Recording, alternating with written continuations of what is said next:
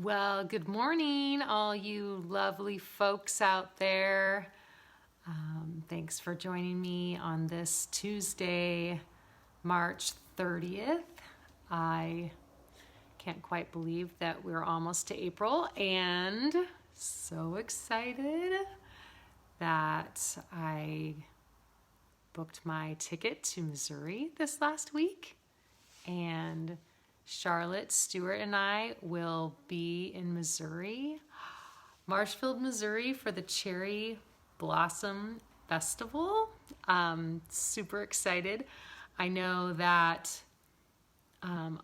some of you are usually there, so very excited if anyone is heading to the Cherry Blossom Festival the weekend of April 23rd. It's going to be awesome. There are tons of luncheons and dinners and things that you can support, different charities, historical societies, all those kinds of things. There's also a autograph show on Friday and Saturday, pretty much all day long, but there's also just like these little events happening throughout the whole week, and you can pick and choose what you want to go to and see different stars from all over the place. Yes, so pretty fun. Cherry Blossom is coming, and I can't tell you how excited I am to see Charlotte because it's just been too long. Everything has been canceled for the last year, and finally I did not think this was going to happen. I honestly was not sure if Cherry Blossom would happen this year, but so far, so good. So we are planning on that. And, it's kind of like a very exciting time. My sister-in-law and her family are coming into town today. And we are having a family dinner for the first time in over a year. And they wanted a Thanksgiving dinner since we never had Thanksgiving dinner. So we're having Thanksgiving dinner tomorrow night. So I'm making the sweet potato casserole today. Funny, in March. But yeah, so that's pretty exciting for our family. We did an outdoor barbecue kind of for Mother's Day, last Mother's Day, but we pretty much stayed apart and all that. And yeah, this is actually going to be pretty fun.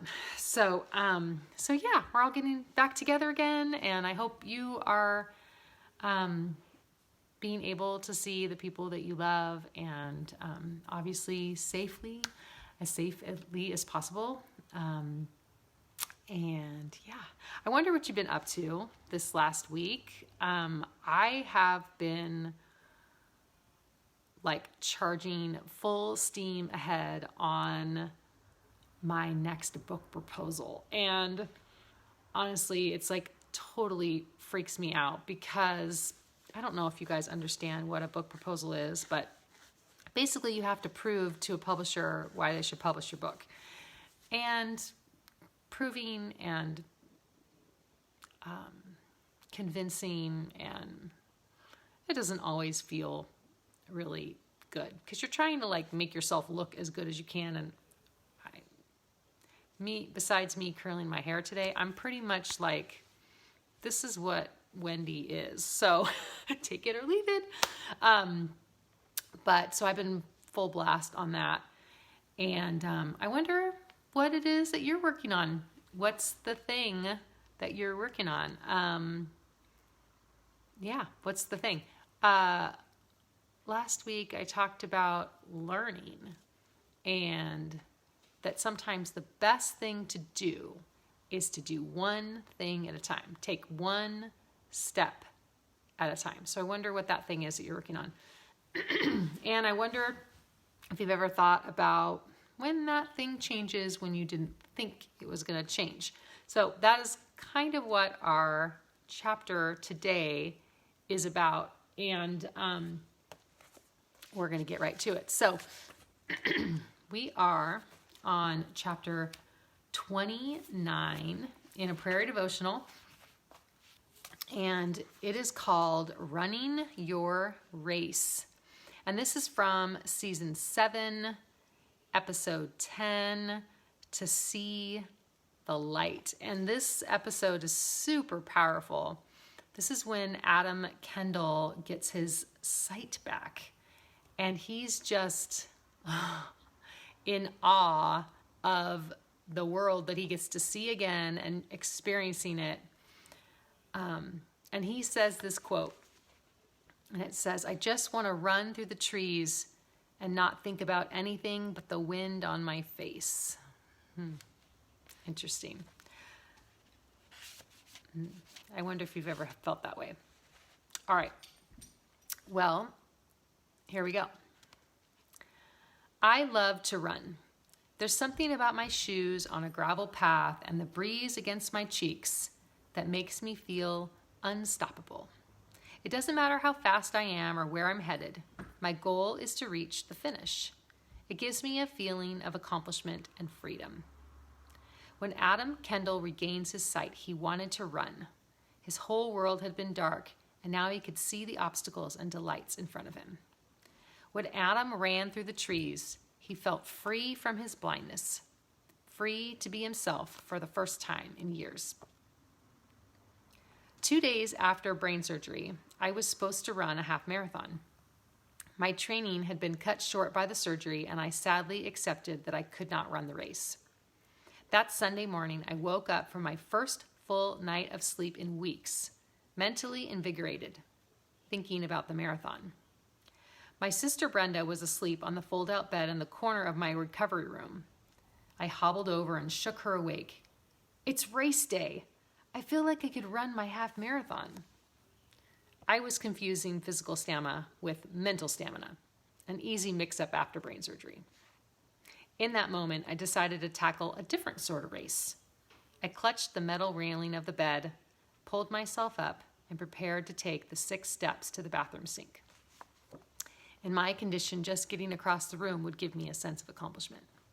It wasn't much, but God took every step with me. I decided it was distance enough to earn my finisher's medallion. The course I was on turned out to be a slow walk towards healing. When I returned home from surgery, a medal for my race was waiting for me. My uncle had crossed the finish line for both himself and me.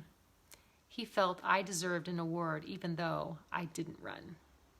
Holding the prize, I felt the excitement of finishing the race myself. My uncle had taken every step for me, as if we were running side by side.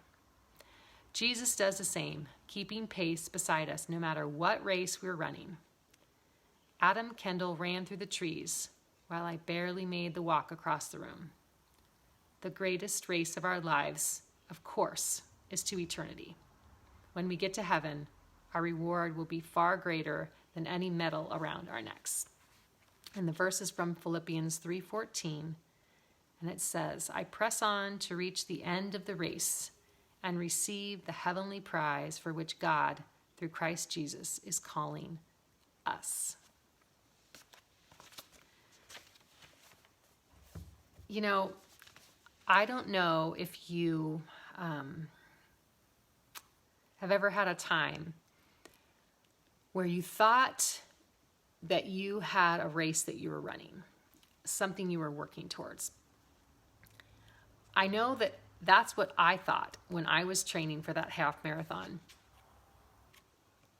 And about 13 days before the race, I found out I had this tumor. And my surgeon said, I asked, "Can I still run my race?" And he laughed at me. He said, "I don't even want you to walk to the mailbox." And so I had surgery on a Friday morning. And on Sunday, that was when I was supposed to run that race. What happens when God plays a little switch-a-roo on you?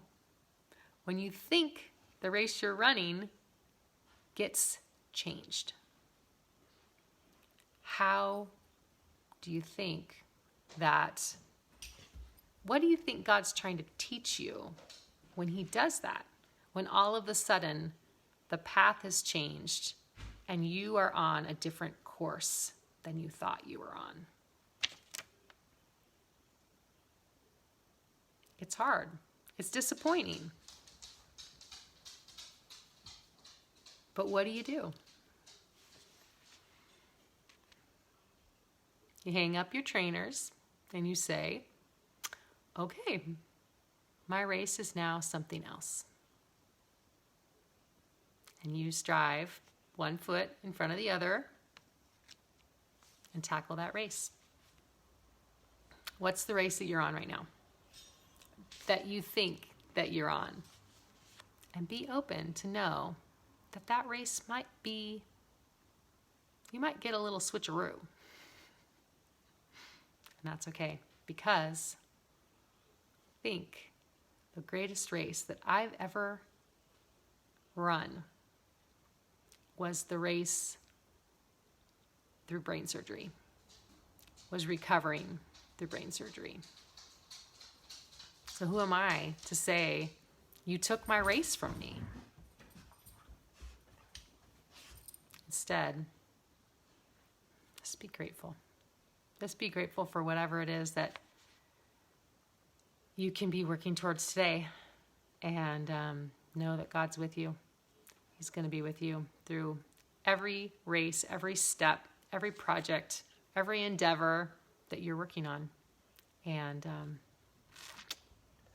I'm going to leave you with that. Encourage you to press on to the prize.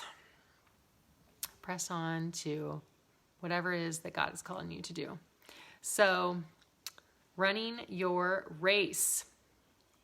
Leaving you with that today. Hope you guys have a really great week. I will see you. Oh, it's Easter. Next week is Easter. Happy Easter, everyone.